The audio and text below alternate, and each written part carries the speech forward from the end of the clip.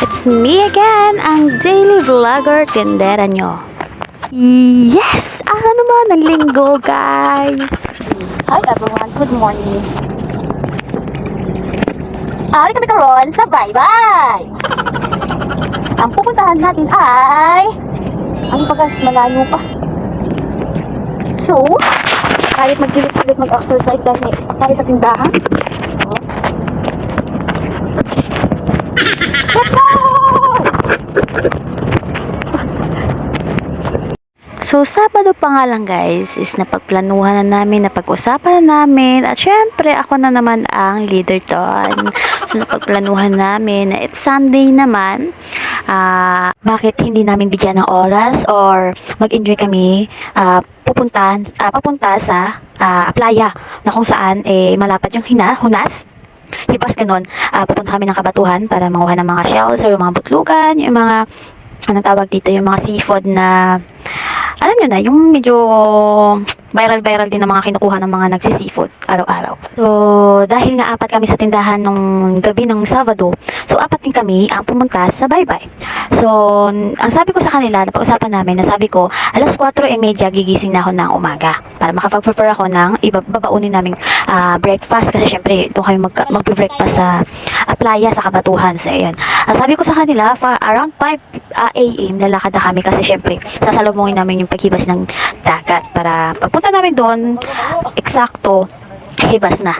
So, yun na nga, ginising ko sila nung morning, alas 5, medyo matigas-tigasing gisingan yun kasi nga tulog mantika ang mga taong to, no?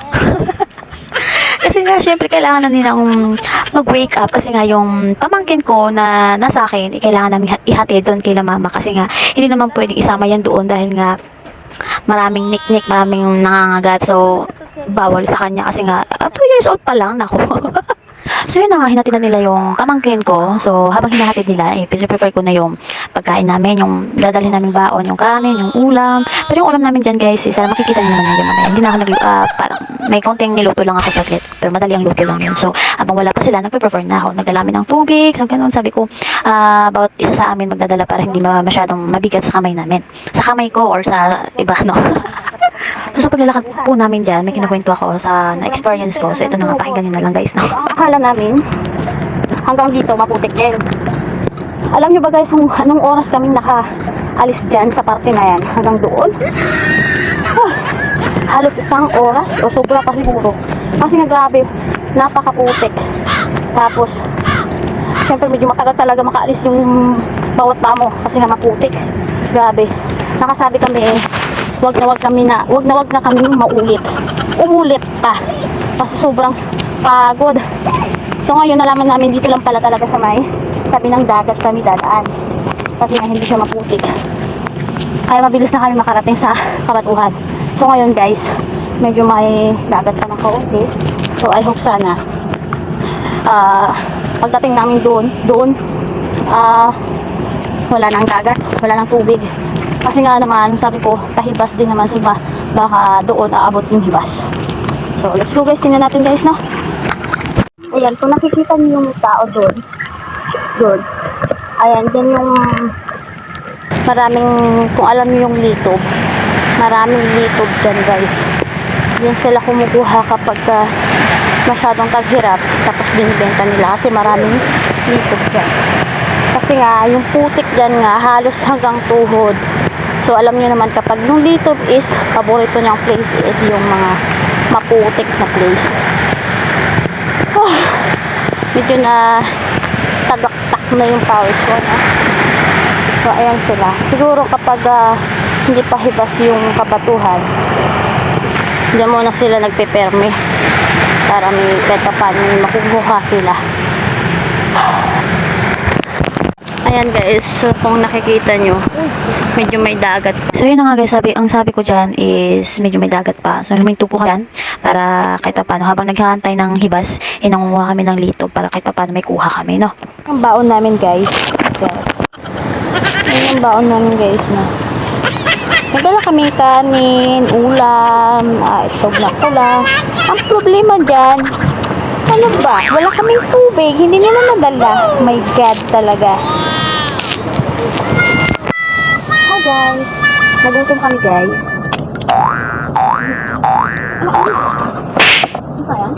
We're going to eat. So, nandito na nga pala kami sa Kabatuhan guys. Hindi na ako nakapag-video dahil nga all storage ako. Tinitipid ko yung storage ko para kahit pa paano may video ako. So, ayun na nga. Parang kalagitnaan na kami dyan. Naisipan namin kumain na. Kasi nga, almost parang 2 hours na ata. 2 hours, oo yan. Kasi naglakad kami alas 5:30 na rin siguro. Tapos nakarating kami alas 6. Alas 6, oo, alas 6. So, parang mga 7:30 AM na ata yan siya, no? Nagutom kami. So, yun na nga guys, yung ulam namin. Nagbili lang ako nung gabi, nung Sabado ng itlog na pula. So, naghanap din ako ng saging saba para alagain namin. Kaya lang wala kaming mahanap. And then, ninahanap din kami kaya lang sobrang mahal. 5 pesos yung isang piraso. So, sabi ko hindi na lang. So, ayan na nga guys na pinagtiisa na lang na talaga namin yan.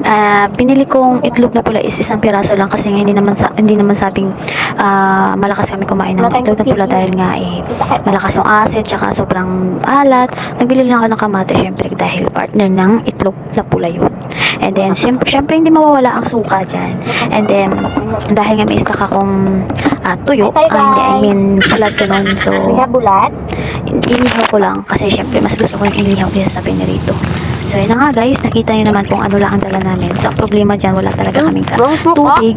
Pero kahit gano'n na wala kaming tubig, naubos pa rin namin yan.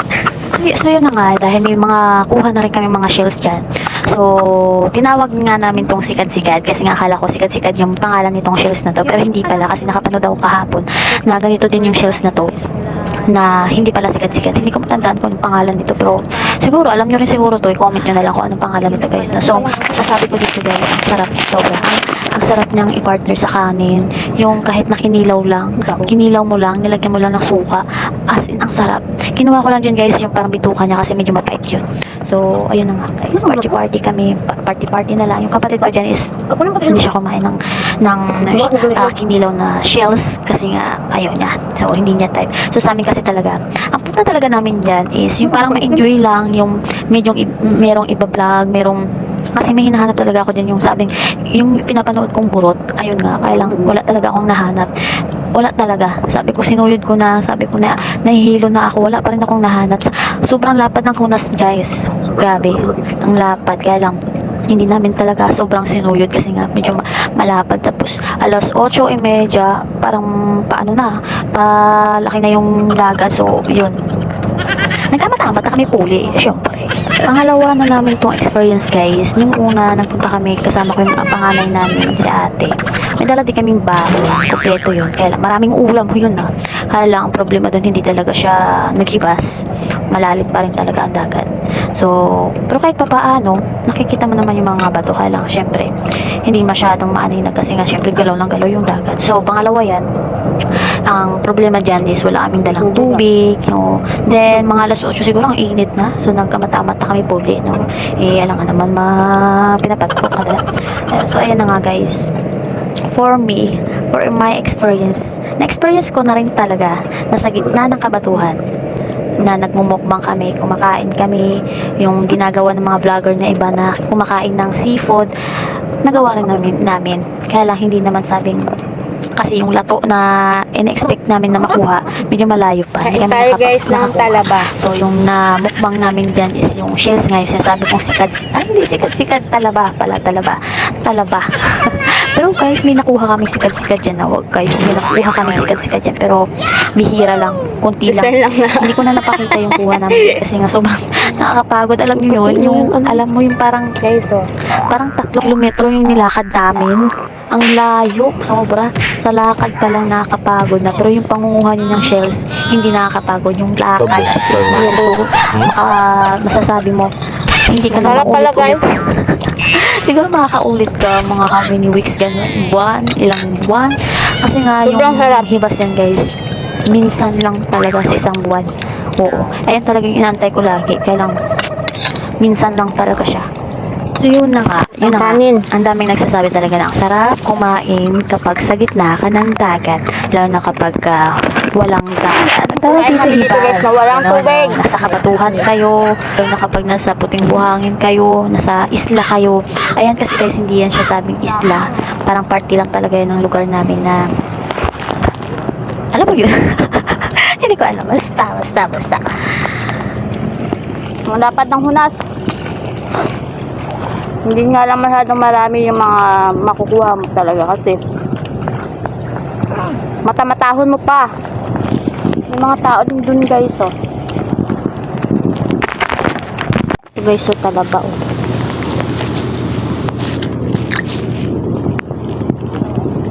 Ay, comment nyo na lang po kung ano po ang tawag dyan sa shells na yan.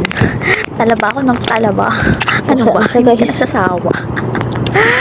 Pero talaga guys, hindi talaga nakatingin pa ng talaba.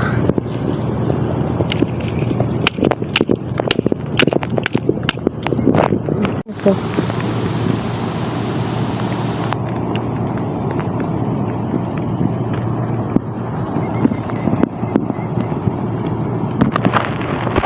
Isa lang masasabi ko guys, hindi ako magpapahuli sa sayawan.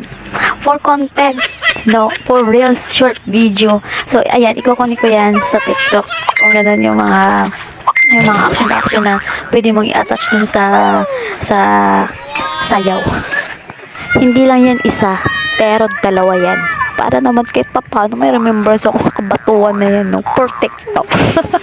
Nakaraan kasi hindi ako nakapagsayaw kasi nga syempre medyo marami kami, medyo nahihiya ako.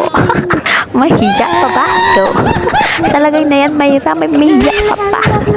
Ay siya, gandang-ganda ka sa sarili mong sayaw. Piling ka, piling. Pakimbot-imbot pa.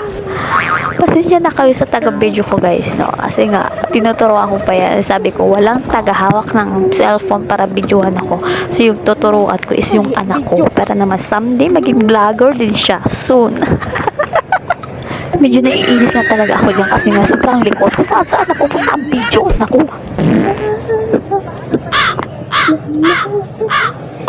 By the way guys, nandito na nga kami. Ito yung sitwasyon namin. Sobrang pagod. Nakauwi na nga kami. Kaya yan, ang resulta. Sobrang pagod na. Ang sakit ng paa ko. Ang sakit ng... Sobrang sakit sa katawan. Akala mo yung nag-exercise ka. Yung alam mo yung halos wala ka ginagawa sa tindahan. So yun lang guys. Thank you for watching. Kung nanood ka, mag-like ka, mag-comment ka, mag-share, and subscribe my profile Facebook.